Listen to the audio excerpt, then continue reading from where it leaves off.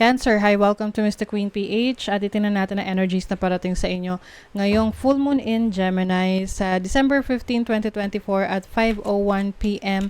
Philippine time. Ayan. So, if you're interested in private readings, meron tayong link sa description at sa pinned comment. Paka-check nyo lang information kung paano mag-book for a private reading. And please subscribe to our channel to show your support, like, share this video, at comment na rin kung kayo naka-resonate. So, this reading, maaring mas mag-resonate dito yung mga Cancer rising, okay?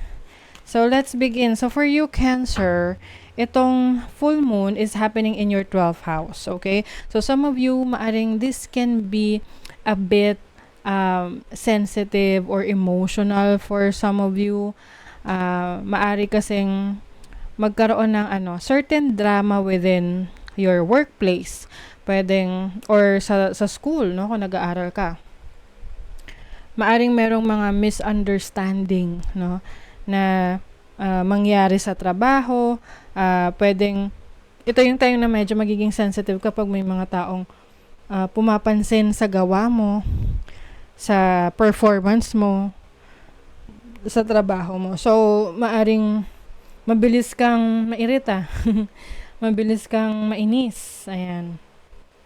Jupiter is also in your 12th house. So, I feel like marami ka ring mga iniisip, no? Some of you might be overthinking a lot lately tungkol sa trabaho nyo, kung saan ka na papunta after this.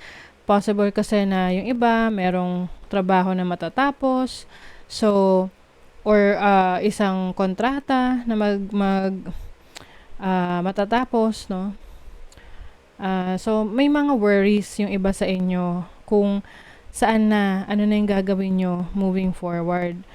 So, I think yung iba sa inyo, gusto nyong bumalik sa school or gusto nyong mag-aral ulit or mag-explore or yung tipong may matutunan na skill. Kaya lang, some of you, pwedeng, ang pumipigil sa inyo is yung mga kailangan nyong asikasuhin sa pang-araw-araw. Like, yung trabaho nyo, yung iba nyo pang mga responsibilities. Oo.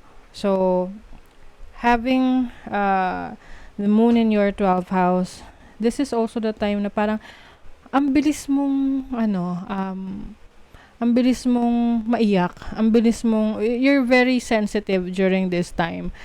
Maybe because meron kang mga sinuppress na emotions, no? Yung tipong tinago mo lang sa sarili mo, dinibdib mo, kasi ayaw mo nang makaabala sa iba.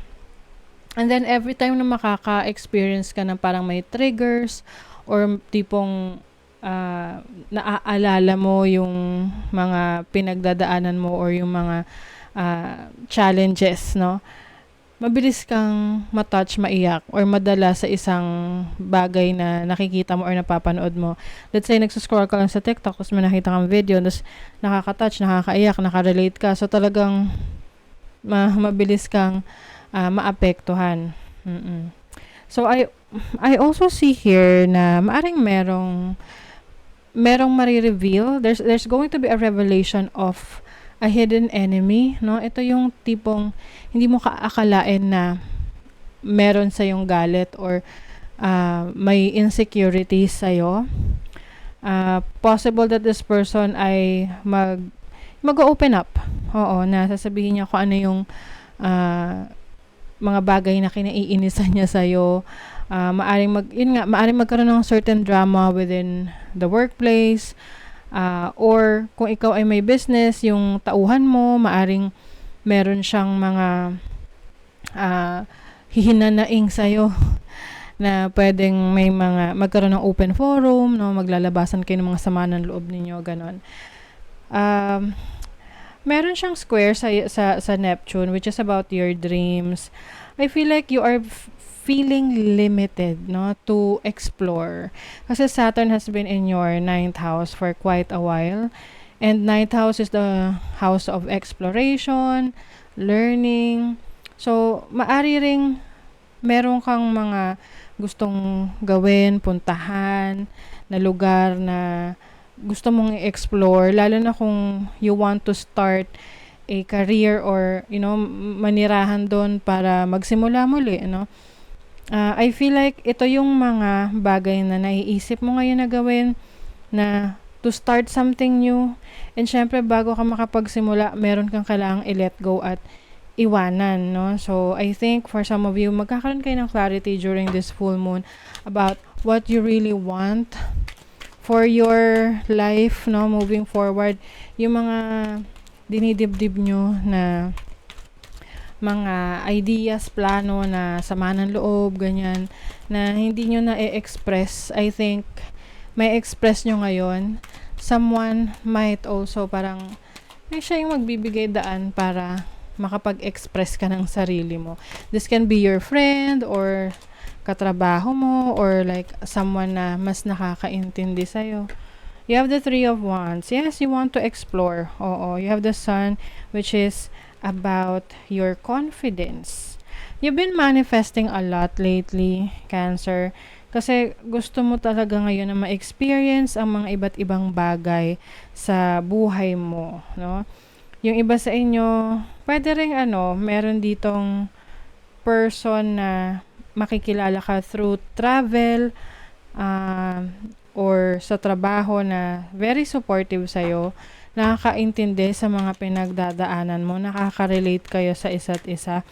And with the Three of Wands here, I see, maaring gusto nyo mag-move, lumipat.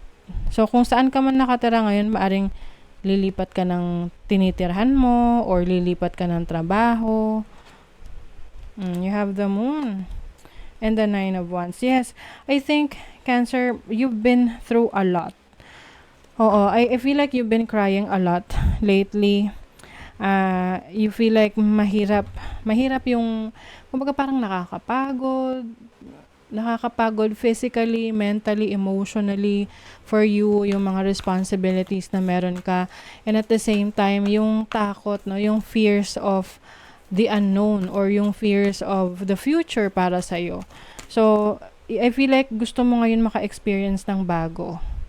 Para, yun yung parang magbigay sa'yo ng inspiration. Oh, it's time to take action na daw, Cancer. So, I think yun na, gagawa na kayo ng action dyan. Don't let your pride get in your way. So, minsan kasi mataas ang ating pride. Maaring may mga panahon na kailangan nating magpakumbaba. Lalo na kung may mga bagay na kailangan tayong hinga ng tulong, or yung tipong aminin natin sa sarili natin na minsan hindi talaga natin kaya at kailangan rin natin ng suporta ng ibang tao.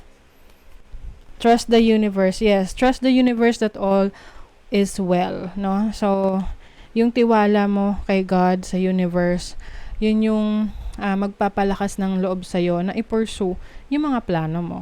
Okay? So, that is your reading, Cancer. Thank you so much. Bye.